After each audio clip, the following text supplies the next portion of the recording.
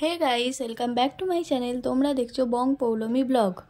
তো এদিকে আমি সকালবেলা ঘুমোচ্ছিলাম আর মা বাইরে থেকে বলছে যে দেখবি আয় কী হয়েছে। তো আমি তাড়াতাড়ি করে উঠে বাইরে এলাম, এসে দেখি না এই কাণ্ড।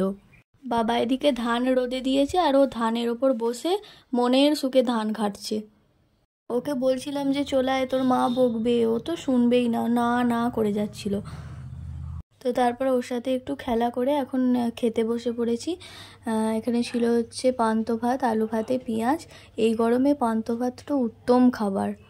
তো চলো আমি এদিকে ঝটাপট খেয়ে নিই, খেয়ে আবার একটু পার্লারে যাব আইব্রো প্লাগ করতে। তো খাওয়া দাওয়া শেষ করে এখন পার্লারে চলে এসেছি। তো আমি এই পার্লারে আগের বারেও করেছিলাম, বেশ শেপটা বেশ ভালো করেছিল, সেই জন্য আবার এখানেই এলাম। না হলে আমি অন্য একটা জায়গায় করতাম, ওখানেও ভালো করে, কিন্তু এখানটা যেহেতু একটু বাড়ির কাছে আর শেপটা আগের বারে খুব সুন্দর করেছিল, তো সেই জন্য এখানেই এলাম।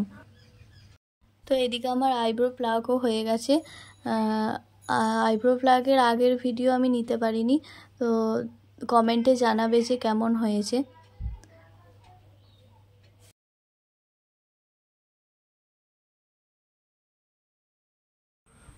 তো গাইস, আমাদের সংসদে রচনা ব্যানার্জি আসছে, তো ওকেই দেখতে যাচ্ছি। তো চলো সামনে থেকে দেখতে পাই কি না দেখি। যাচ্ছি তো এখন, এবার প্রচুর ভিড় হবে, তো দেখি কতটা কি দেখতে পাই, তোমাদের সাথেও শেয়ার করব। তো চলো। তো এদিকে আমি, বৌদি আর ভাইজি হাঁটতে হাঁটতে বেরিয়ে পড়েছি, হেঁটে হেঁটেই যাচ্ছি। আর মায়েরা আগে চলে গেছিলো। রচনা ব্যানার্জি তো 6টার সময় আসার কথা ছিল। এই ফার্স্ট টাইমই আমি দেখব, আমি খুব এক্সাইটেড, কিন্তু আদৌ দেখা পাবো কি পাবো না জানি না। দেখছি তো এখানে প্রচুর ভিড় হয়েছে, তো চলো যাই, গিয়ে দেখি কতটা কি দেখতে পাই। এখানে তো মোটামুটি ভালোই ভিড় হয়েছে, দেখতে পাচ্ছি। তো এই রাস্তার ধারেতেই সবাই দাঁড়িয়েছিল, ওখানেও বসার জায়গা ছিল, তো আর বসিনি, বসলে আর দেখতে পেতাম না, সেই জন্য দাঁড়িয়ে দাঁড়িয়েই দেখছিলাম। তো তারপরে একটু সন্ধে হলো। আর গাইস দেখতে পাচ্ছ তো রচনা ব্যানার্জিকে দেখার জন্য কতটা ভিড় শুধু। আরও সন্ধে যখন হয়েছিল আরও ভিড় হয়েছিল। তো তারপর এখানে চলেও এসেছে, ওই যে গাড়ি করে আসছে। সামনের গাড়িটাতে ছিল না, পিছনের গাড়িটাতে ছিল। তো যখন নাবে না তখন দেখতে পাইনি, কারণ ওই দিকটা দিয়ে নেবে গেছিল। উন্নয়নের টাকা, এলাকার উন্নয়নের কাজ বুঝে নেবেন।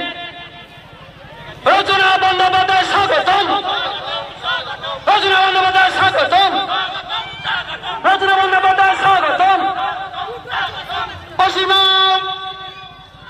পাত্র স্বাগতম, স্বাগতম, স্বাগতম, রচনা বন্দ্যোপাধ্যায় স্বাগতম, স্বাগতম, স্বাগতম, রচনা বন্দ্যোপাধ্যায় স্বাগতম, স্বাগতম, স্বাগতম, রচনা বন্দ্যোপাধ্যায় স্বাগতম। তো এদিকে রচনা ব্যানার্জির সাথে অসীমা পাত্রও এসেছিল। তো অসীমা পাত্র প্রথমে ওখানে ভাষণ দিচ্ছিল, আর রচনা তো পাশে দাঁড়িয়ে আছে। দেখতেই পাচ্ছ তোমরা, কতটা কি দেখতে পাচ্ছ বুঝতে পারছি না, কারণ লাইটটার জন্য না ঠিক ফোকাস হয়নি। আপনাদের 100 দিনের কাজ অলরেডি বন্ধ করে দিয়েছে, ঘরের টাকাও বন্ধ করে দিয়েছে, ভাত কেড়ে নিয়েছে। পরিশ্রম করেছি, প্রচুর পরিশ্রম করে আজকে এই জায়গা তৈরি করেছি, তাই জন্য এখনো মঞ্চের উপরে দাঁড়িয়ে আছি আপনাদের সকলের সামনে, এবং সম্মানের সাথে আমি কাজ করি। আজকে যখন দিদি আমাকে বললেন যে রচনা আমি চাই তুমি আমার সাথে এসো, আমার সাথে আমার এই কাজে যুক্ত হও এবং তুমি মানুষের সাথে কাজ করো, তখন আমার কাছে সবসময় মনে হয়েছিল, আজকে বলে নয়, রাজনীতিতে এসেছি বলে নয়, রাজনীতিতে আসা। তো তারপর এখানে 2-4টে কথা বলে ওই 15-20 মিনিট মতো ছিল, তারপরেই চলে গেছিলো। আমি তো ভেবেছিলাম দেখতেই পাবো না, যাই হোক দেখতে পেয়েছি, এটাই অনেক। তো ওদিকে ওরাও চলে গেল, আর এদিকে আমরাও বাড়ি চলে আসছি। আর আসার সময় গাইজ এত ভিড়, মানে সাইড দেওয়াই যাচ্ছিল না, এত ভিড়। আর এদিকে পুলিশের গাড়িটাও দাঁড়িয়েছিল, ভেবেছিলাম পুলিশ আছে ভেতরে, তারপর দেখছি না, কেউই নেই। তো রচনা ব্যানার্জিকে তো দেখতে পেয়েছি, অনেক সামনে থেকেই দেখতে পেয়েছি, কিন্তু এত ভিড় হয়েছিল বাপরে। তো যাই হোক, এখন বাড়ি এসে গেছি। তো চলো আজ ব্লগটা এইটুকুই। ভালো লাগলে লাইক কমেন্ট শেয়ার করতে ভুলবে না, এবং আমার চ্যানেলে যারা নতুন আছে তারা অবশ্যই চ্যানেলটিকে সাবস্ক্রাইব করে পাশে থেকো। তো দেখা হচ্ছে নেক্সট ব্লগে, আজকের মতো টাটা।